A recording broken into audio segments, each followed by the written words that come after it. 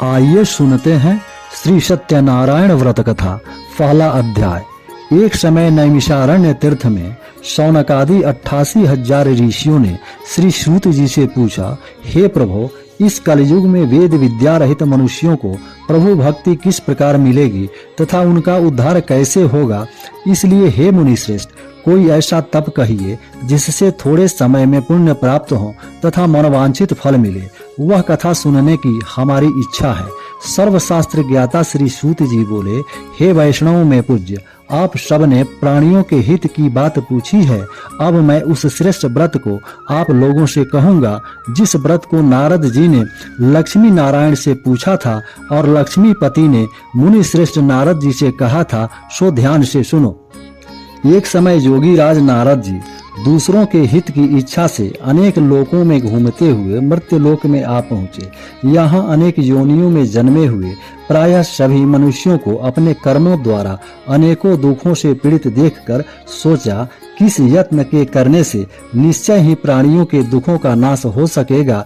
ऐसा मन में सोचकर विष्णु लोक को गए। वहां श्वेत वर्ण और 4 भुजाओं वाले देवों के ईश नारायण को देखकर, जिनके हाथों में शंख चक्र गदा और पद्म थे तथा वरमाला पहने हुए थे, स्तुति करने लगे, हे भगवान, आप अत्यंत शक्ति से संपन्न हैं।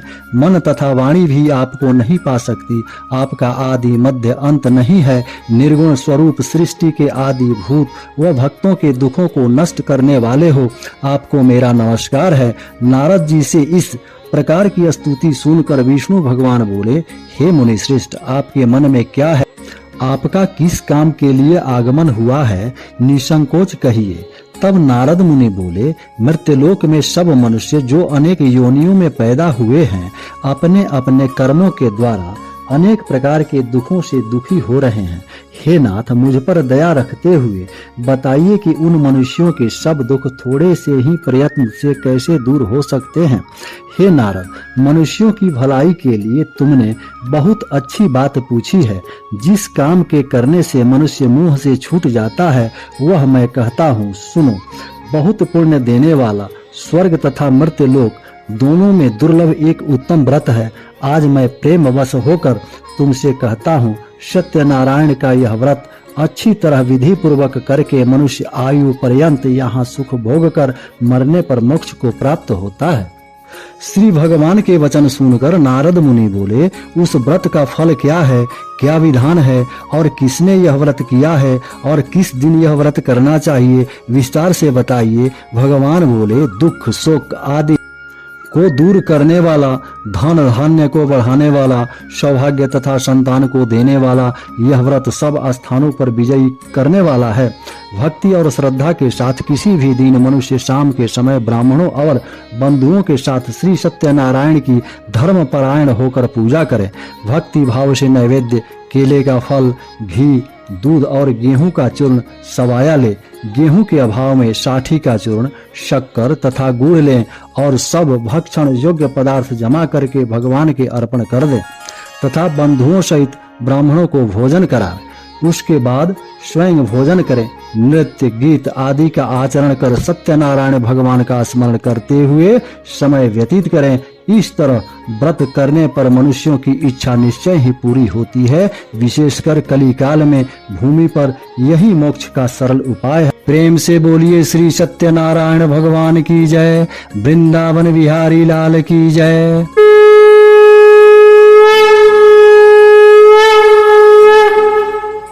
दूसरा अध्याय।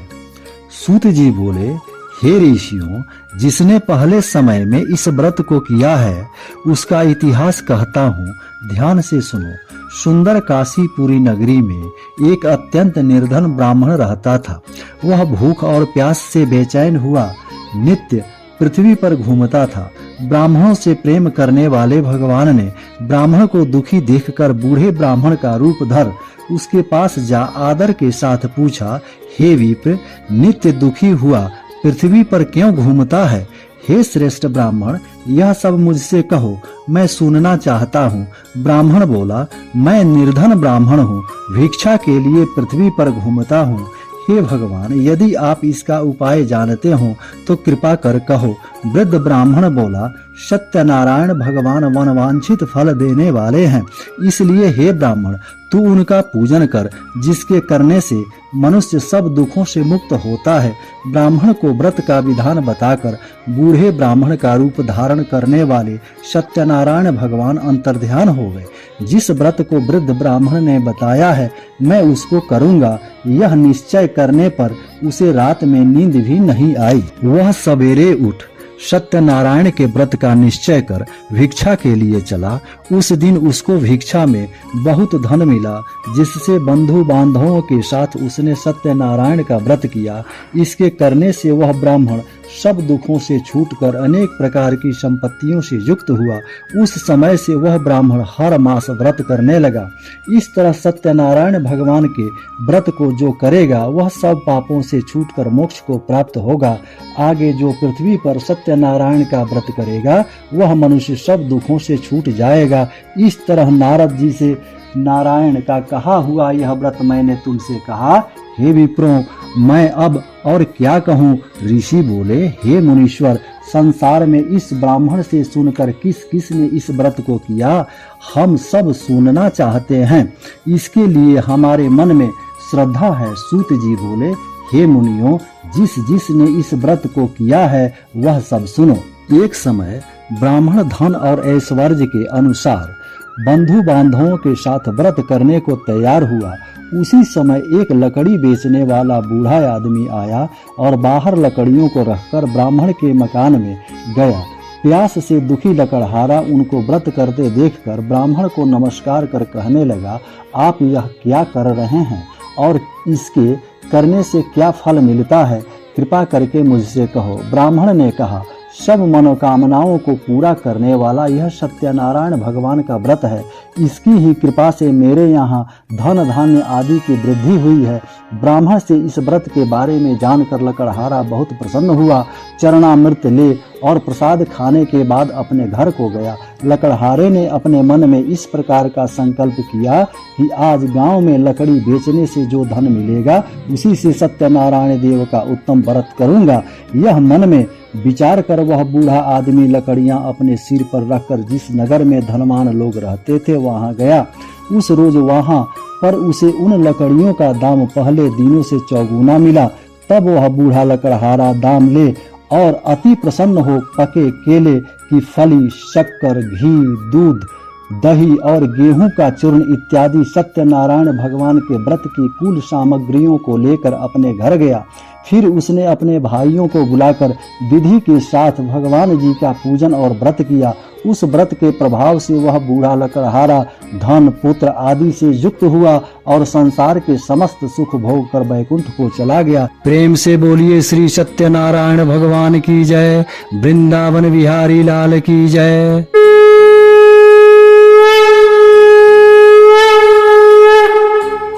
तीसरा अध्याय। सूत जी बोले, हे श्रेष्ठ मुनियों, अब आगे की कथा कहता हूँ, सुनो। पहले समय में उल्का मुख नाम का एक बुद्धिमान राजा था। वह सत्यवक्ता और जितेंद्रिय था। प्रतिदिन देव स्थानों पर जाता तथा गरीबों को धन देकर उनके कष्ट दूर करता था। उसकी पत्नी कमल के समान मुख वाली और सती साध्वी थी। भद्रशिला नदी के तट पर उन दोनों ने श्री सत्यनारायण का व्रत किया। उस समय में वहां एक साधु वैश्य आया। उसके पास व्यापार के लिए बहुत सा धन था। वह नाव को किनारे पर ठहराकर राजा के पास आ गया और राजा को व्रत करते हुए देखकर विनय के साथ पूछने लगा, हे राजन, भक्ति युक्त चित्त से यह आप क्या कर रहे हैं? मेरी सुनने की इच्छा है, सो आप यह मुझे बताइए। राजा बोले, हे साधु, अपने बांधवों के साथ पुत्रादि की प्राप्ति के लिए महाशक्तिवान सत्यनारायण भगवान का व्रत व पूजन किया जा रहा है। राजा के वचन सुनकर साधु आदर से बोला, हे राजन, मुझसे इसका सारा विधान कहिए। मैं भी आपके कथनानुसार इस व्रत को करूंगा।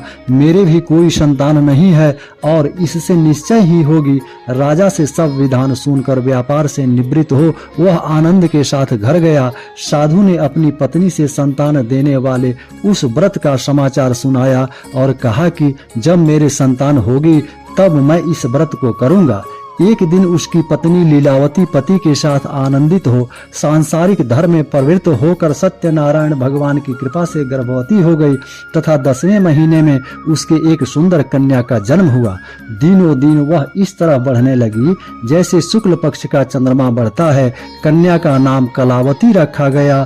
तब लीलावती ने अपने पति से कहा, आपने संकल्प किया था कि भगवान का व्रत करूंगा, अब आप उसे करिए। साधु बोला, हे प्रिय, इसके विवाह पर करूंगा। इस प्रकार अपनी पत्नी को आश्वासन दे वह नगर को गया। कलावती पितृगृह में वृद्धि को प्राप्त हो गई। साधु ने जब नगर में सखियों के साथ अपनी पुत्री को देखा तो तुरंत दूत बुलाकर कहा, पुत्री के लिए कोई सुयोग्य वर देख कर लाओ। साधु की आज्ञा पाकर दूत कंचन नगर पहुंचा और वहां पर खोज और देखभाल कर लड़की के लिए सुयोग्य वणिक पुत्र को ले आया। उस सुयोग्य लड़के को देखकर साधु ने अपने बंधु बांधवों सहित प्रसन्नचित अपनी पुत्री का विवाह उसके साथ कर दिया, किंतु दुर्भाग्य से विवाह के समय भी उस व्रत को करना भूल गया। तब श्री भगवान क्रोधित हो गए और श्राप दिया कि तुम्हें दारुण दुख प्राप्त होगा। अपने कार्य में कुशल साधु बनिया जामाता सहित समुद्र स्थित रत्नपुर नगर में गया और वहां दोनों ससुर जमाई चंद्रकेतु राजा के उस नगर में व्यापार करने लगे। एक रोज भगवान सत्यनारायण की माया से प्रेरित कोई चोर राजा का धन चुरा कर भागा जा रहा था, किंतु राजा के दूतों को आता देखकर चोर ने घबराकर भागते हुए राजा के धन को वहीं चुपचाप रख दिया जहां वो ससुर जमाई ठहरे हुए थे। जब दूतों ने उस साधु वैश्य के पास राजा के धन को रखा देखा तो वे दोनों को बांध कर ले गए और राजा से बोले, यह दो चोर हम पकड़ कर लाए हैं। तब राजा की आज्ञा से उनको कठोर कारावास में डाल दिया और उनका सारा धन भी छीन लिया गया। सत्यनारायण भगवान के श्राप के द्वारा उनकी पत्नी भी घर पर बहुत दुखी हुई। उनके घर पर जो धन रखा था उसे चोर चुरा कर ले गए। शारीरिक व मानसिक पीड़ा तथा भूख प्यास से अति दुखित हो अन्न की चिंता में कलावती एक ब्राह्मण के घर गई। वहां उसने सत्यनारायण भगवान का व्रत होते देखा, फिर कथा सुनी तथा प्रसाद ग्रहण कर रात को घर आई। माता ने कलावती से कहा, हे पुत्री, अब तक कहाँ रही? कलावती बोली, हे माता, मैंने एक ब्राह्मण के घर श्री सत्यनारायण भगवान का व्रत देखा है। कन्या के वचन सुनकर लीलावती भगवान के पूजन की तैयारी करने लगी। लीलावती ने परिवार और बंधुओं सहित श्री सत्यनारायण भगवान का पूजन किया और वर मांगा कि मेरे पति और दामाद शीघ्र आ जाएं। साथ ही प्रार्थना की, हम सबका अपराध क्षमा करो हे भगवान। सत्यनारायण भगवान इस व्रत से संतुष्ट हो गए और राजा चंद्रकेतु को स्वप्न में दर्शन देकर कहा, हे राजन, दोनों वैश्यों को प्रातः ही छोड़ दो और सारा धन जो तुमने ग्रहण किया है उन्हें दे दो, नहीं तो मैं तुम्हारा धन, राज्य, पुत्रादि सब नष्ट कर दूंगा। राजा से ऐसे वचन कहकर भगवान अंतर्ध्यान हो गए। प्रातः काल राजा चंद्रकेतु ने सभा में अपना स्वप्न सुनाया। फिर दोनों वणिक पुत्रों को कैद से मुक्त कर सभा में बुलाया। दोनों ने आते ही राजा को नमस्कार किया। राजा मीठे वचनों से बोला, हे महानुभावों, भाग्यवश ऐसा दुख प्राप्त हुआ है, अब तुम्हें कोई भय नहीं। ऐसा कहकर राजा ने उनको नए नए वस्त्राभूषण पहनाए तथा उनका जितना धन लिया था उससे दुगुना धन देकर आदर सत्कार सहित विदा किया। दोनों वैश्य अपने घर को चल दिए। प्रेम से बोलिए श्री सत्यनारायण भगवान की जय, वृंदावन बिहारी लाल की जय।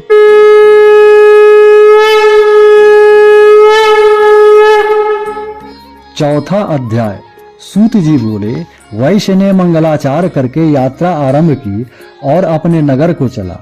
उनके थोड़ी दूर निकलने पर दंडी वेशधारी सत्यनारायण भगवान ने उनसे पूछा, हे साधु, तेरी नाव में क्या है?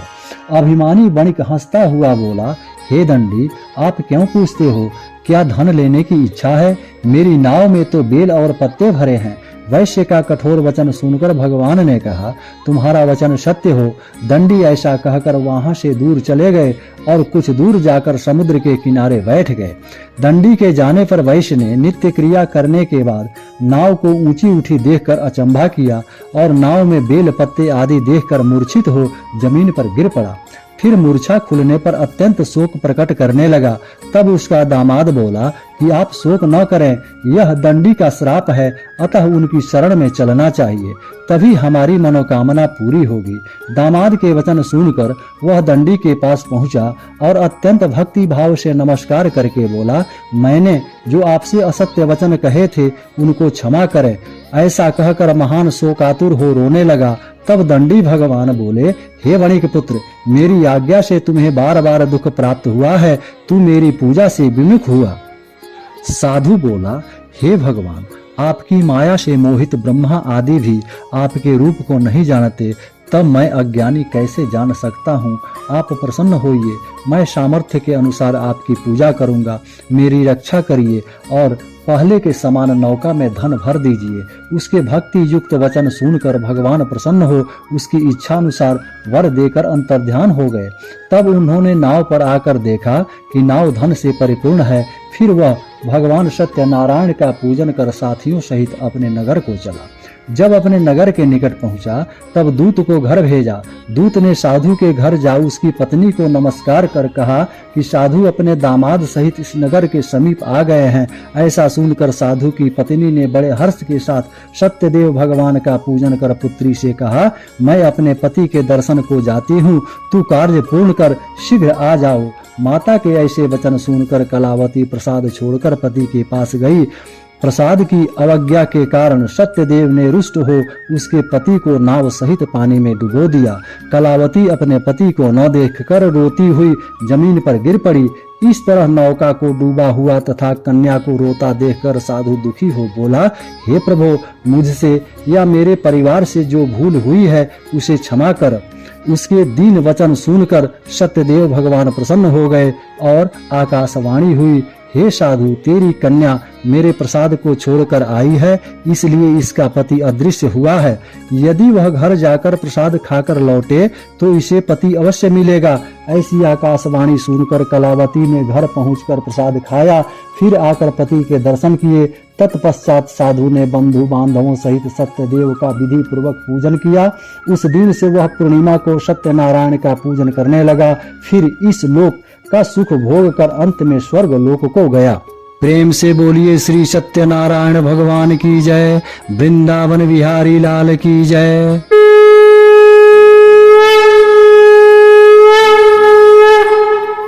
पांचवा अध्याय। सूत जी बोले, हे ऋषियों, मैं और भी कथा कहता हूँ, सुनो। प्रजा पालन में लीन तुंग ध्वज नाम का राजा था। उसने भी भगवान का प्रसाद त्याग कर बहुत दुख पाया। एक समय वन में जाकर वन्य पशुओं को मारकर बड़ के पेड़ के नीचे आया। वहां उसने ग्वाले को भक्ति भाव से बांधवों सहित श्री सत्यनारायण जी का पूजन करते देखा। राजा देखकर भी अभिमान वश वहां नहीं गया और न ही नमस्कार किया। जब ग्वालों ने भगवान का प्रसाद उसके सामने रखा तो वह प्रसाद त्याग कर अपनी सुंदर नगरी को चला। वहां उसने अपना सब कुछ नष्ट पाया तो वह यह जान गया कि यह सब भगवान ने किया है। तब वह ग्वालों के समीप गया और विधि पूर्वक पूजन कर प्रसाद खाया तो सत्यदेव भगवान की कृपा से पहले जैसा था वैसा ही हो गया। फिर दीर्घ काल तक सुख को भोग कर मरने पर स्वर्ग लोक को गया। जो मनुष्य इस परम दुर्लभ व्रत को करेगा भगवान की कृपा से उसे धन धान्य की प्राप्ति होगी। निर्धन धनी और बंदी बंधन से मुक्त होकर निर्भय हो जाता है। संतानहीनों को संतान की प्राप्ति होती है तथा सब मनोरथ पूर्ण होकर अंत में वैकुंठ धाम को जाता है। जिन्होंने पहले इस व्रत को किया अब उनके दूसरे जन्म की कथा कहता हूँ। वृद्ध शतानंद ब्राह्मण ने सुदामा का जन्म लेकर मोक्ष पाया। उल्का मुख नाम का राजा दशरथ होकर वैकुंठ धाम को प्राप्त हुआ। साधु नाम के वैश्य ने मोर ध्वज बनकर अपने पुत्र को आरे से चीरकर मोक्ष को प्राप्त किया। महाराज तुंग ध्वज ने स्वयं भू होकर भगवान में भक्ति युक्त कर्म कर मोक्ष को प्राप्त किया। वह लकड़हारा निषाद राज बना जो भगवान श्री राम की सेवा करके वैकुंठ धाम को प्राप्त किया। प्रेम से बोलिए श्री सत्यनारायण भगवान की जय, वृंदावन बिहारी लाल की जय।